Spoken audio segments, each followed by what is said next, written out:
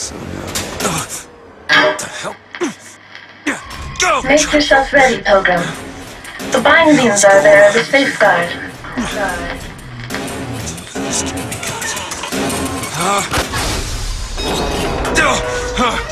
No, God damn it!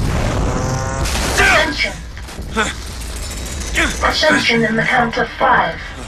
Count of 4. No.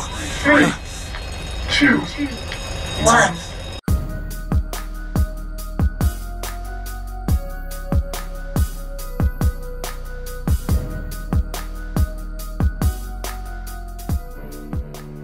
With news surrounding this game's troubling development, some began to wonder if this game would ever see the light of day. Now it's finally here. The question is, does it live up to the hype?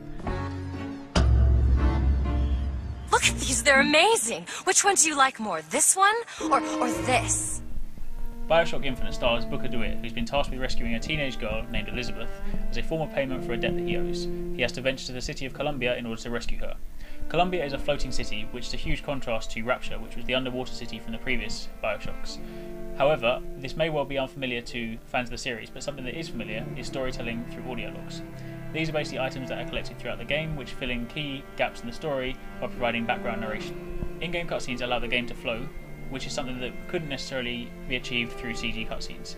Additionally, conversations with Elizabeth allow the story to progress mid-gameplay, which makes for a really immersive experience.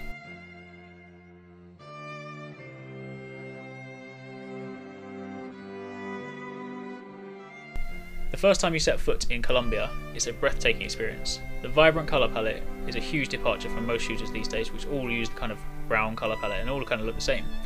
Additionally, the sheer scale of the city is mind-boggling, with tall buildings, lively atmosphere and nothing to see but sky all around you. The scale does mean that on the console version the frame rate takes an occasional drop, but it's really nothing to hinder the overall enjoyment. Also, the inclusion of the aerial skylines provided a further way to enjoy the scenery. The setting and the characters that populate the city add to the authentic feel, paired with the atmosphere they really bring the world to life. Now the soundtrack adds emotional depth to the game and is really well thought out. It fits well with the setting and complements various chapters throughout the game. The copy used in this review was the Xbox copy, and it looks amazing for a console title, but you do begin to get the impression that the consoles are being pushed to their limits because a few of the textures aren't quite as sharp as their PC counterparts. But again, the overall visual feel is still stunning. Give me one of those. Just a whisper. They're all ears. Bioshock Infinite feels like a traditional shooter. At the start you only have access to guns, and then you later acquire the skyhook, which basically opens up melee possibilities, and this is where the traditional side of things ends. Now controls are tight, and people that are familiar with shooters will instantly feel at home. That is of course until you press left trigger expecting to aim down the sights and you unleash one of your Vigors. Now this isn't necessarily a deal breaker however, because I personally would take Vigors over zooming in any day. Now Vigors are basically superpowers that allow you to dispatch enemies in unique ways, and they are this game's equivalent of plasmids. You acquire your first Vigor after defeating the first heavy, and you take its power. Now Vigors can be upgraded and they have dual functionalities. If you press it, you get a quick move which basically shoots out your power, and if you hold it down, you can lay them down as traps.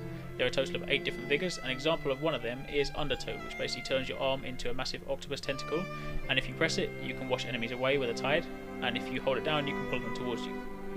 Now Vigors add a whole new dynamic to gameplay, because they allow you to turn the tide on battles when they aren't going your way. Multiple enemies can be dealt with at once, and they allow you to live to fight another day. Another unique combat element comes in the form of aerial skylines. Now skylines are listed around the world and allow the player to traverse areas at high speed and at high altitude. The player can jump off lines to swiftly execute enemies, or they can use them to gain vantage points to shoot from. Skylines feel amazing and they're really fast paced. Additionally, enemies can actually follow you onto them, so you can have high speed battles while flying through the air. Most importantly, the excitement never ends. Now, there wasn't a great deal of variety when it comes to enemies. There are a few boss-like heavies and enemies such as the Patriots, which provide a combat test, but the lack of a typical kind of boss structure sometimes makes combat feel a bit repetitive. That being said, the enemies that do populate the game are varied and provide some often unwanted feelings of fear. After meeting Elizabeth for the first time, she becomes your AI companion. She follows you around for the majority of the game, and she goes a long way to prove that AI isn't always useless. She offers you combat support during fights, and she can take care of herself, so you never need to worry about protecting her. Her ability to open tears means objects can be dropped in to either aid you or protect you. Cover can be placed to provide shelter, automatic cannons can be placed to provide covering fire, or equipment can be placed to provide backup. She will also throw you ammo, medkits and salts during battle if you're getting a bit low. She really is very useful, and for once I never need to think, is Elizabeth okay? An AI that can take care of herself, and me, is one definitely worth having around.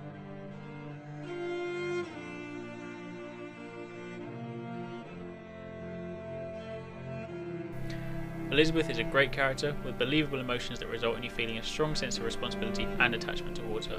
She could have easily turned this amazing, enjoyable game into a frustrating adventure had her components been designed differently. For die-hard Bioshock fans, this is a solid game, but Elizabeth makes it a must-buy. For anyone that's new to the series, this is a welcome entry point. An engaging story, likeable characters make this one of the best games this year.